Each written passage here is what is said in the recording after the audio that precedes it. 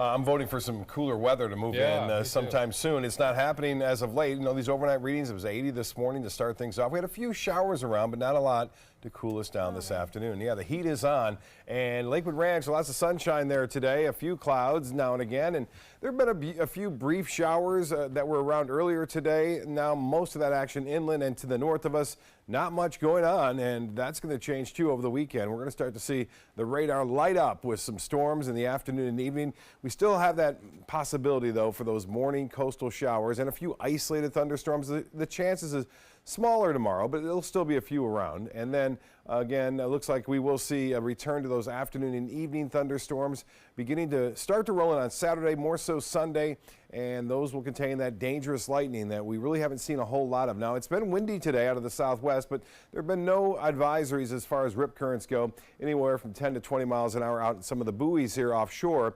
At one point, the Sunshine Skyway Bridge had some caution there due to the high winds. That has since expired. Some bigger storms that were around earlier are weakening to the north. There's some still some, if you will, little boundaries coming out of the heavy storms that were around earlier. These outflow boundaries are creating these storms that you see right there.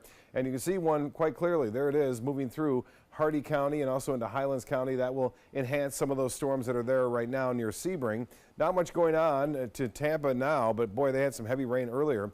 And the showers that were around for us are still out there in the Gulf of Mexico. A few dot the Gulf, but not as many as we've seen at this time in the past few days. There's that swath of showers that moved through Anna Maria Island, northwest Braden, up into Palmetto, as well as into Parrish earlier today.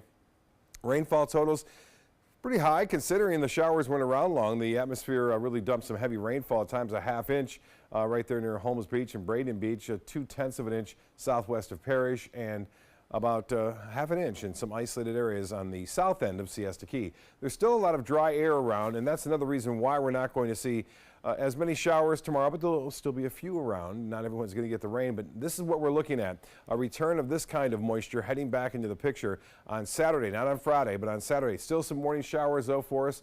And then the afternoon, the main focus will be inland, pushing off toward the east coast. We will see the good chance for scattered, mainly inland storms on Saturday, but there will be a few still that make it toward the coast late in the day, which will start to cool things off in the evening. Temperatures still staying warm at this hour. Mids upper 80s and 90 in Arcadia. Current conditions, 87 degrees. The heat index has gone below 100. You can tell, can't you? Humidity at 72%. 91 the high today. 90 is our average. The low this morning was warm.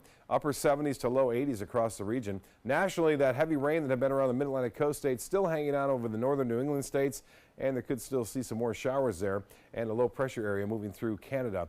As far as the cooler weather goes, it's you're going to be moving in across the Great Lakes. There are some severe thunderstorm watches and warnings out across parts of northeast Ohio tonight. And it looks as though we won't see any of that severe weather here tomorrow, just those passing showers and storms occasionally in the morning and early afternoon. Few morning showers. Seas will be running right around 2 feet for mariners, and less than that over the weekend. The forecast, 30% chance for showers on Friday. Temperatures staying close to seasonal averages right through the next 7 days, although the overnight lows will be a little bit cooler because of those evening showers, and you'll notice that too with that wind turning out of the east in the evening, and the rain chances staying fairly high right through all of next week. Jacqueline?